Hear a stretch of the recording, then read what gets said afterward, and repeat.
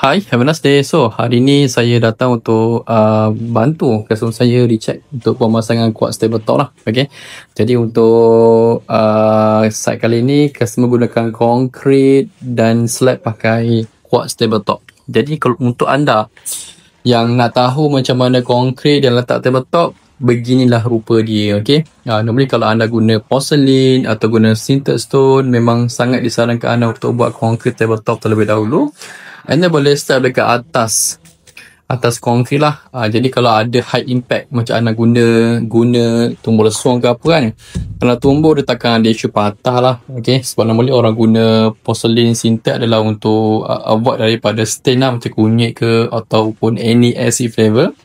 Tapi disebabkan ramai tak tahu, tanpa base yang kuat dekat bawah sintered atau porcelain, ada possibility untuk patah. Jadi kalau anda nak guna sintered atau porcelain, make sure anda buat concrete base yang macam ni. Okay, ada concrete base kat bawah macam ni, barulah anda letak tabletop dia. Okay, ni dah letak tabletop lah. So, rupa dah kena apa macam ni lah ya. Saya tunjuk sikit ya. Ini dah wrap sebab kita kejap boleh lah. Ni dah letak tabletop, lepas tu dia slap dekat concrete ni. Okay. So, kenapa kita letak wrap ni? Sebab dekat atas ni akan ada plaster ceiling lah. So, kita wrapping dulu supaya finishing dia tak kotor lah. Sebab saya pun dalam keadaan berabuk lagi macam ni. Okay. Jadi, point saya just nak beritahu. Untuk saya ni, okay, saya monitor daripada dari kosong sampai naik tie, sampai mungkin akan plaster ceiling dekat area sini. And then, sampai tabletop dia pasang. The rest adalah saya nak monitor untuk dia punya pemasangan floor lah. Nanti floor dia naik pun saya kena datang kali ke 3 untuk check balik.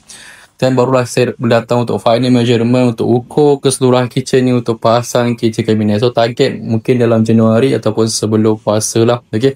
Jadi ingat untuk anda yang sedang mencari kitchen cabinet, make sure gunakan kabinet aluminium, tahan daripada air, tahan daripada nanai, dan anda tidak perlu lagi invest 2 kali pada masa akan datang. Okay.